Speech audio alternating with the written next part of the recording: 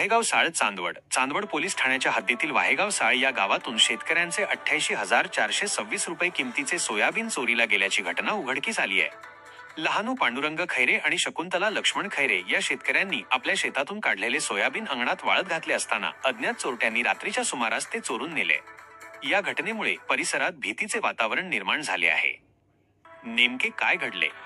लहानू खैरे व शकुंतला खैरे यांनी आपल्या अंगणात वाळत घातलेले सोयाबीन सकाळी पाहिले असता त्यांना ते चोरीला गेल्याचे आढळले. अंगणाच्या बाजूला त्यांना पिकअप वाहनाच्या टायरचे निशाण दिसले. आपली सोयाबीन चोरीला गेल्याची खात्री झाल्यानंतर त्यांनी मनमाड, येवला, अंदरसूल, लासलगाव, चांदवड आणि विंचूर येथील मार्केटमधील व्यापाऱ्यांशी संपर्क साधून चोरीच्या मालाची माहिती देण्याचे आवाहन केले. संशयावरून तपास. गावातील शेतकरी चिंधू धोंडीराम खैरे यांना सकाळी 5:30च्या सुमारास खैरे वस्तीकडे येणारी MH15 FV 4807 क्रमांकाची एक पिकअप संशयित वाटली होती. त्यांनी ही माहिती गावातील पोलीस पाटील यांना दिली. शेतकऱ्यांनी विविध मार्केट कमिटीमध्ये जाऊन चौकशी केली असता त्यांना लासलगाव बाजार समितीमध्ये एक संशयित पिकअप दिसली. चोरटे ताब्यात.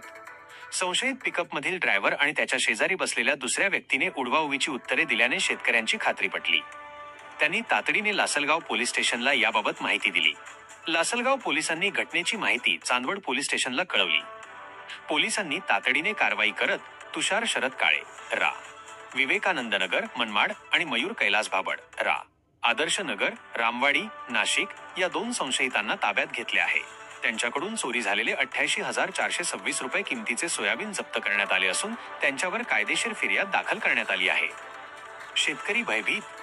आधीच नैसर्गिक आपत्तीमुळे झालेले नुकसान असताना शेतकऱ्यांचे वर्षभर कष्ट करून पिकवलेले पीक अशा प्रकारे चोरी जात असल्याने शेतकरी हवालदिल झाले आहेत.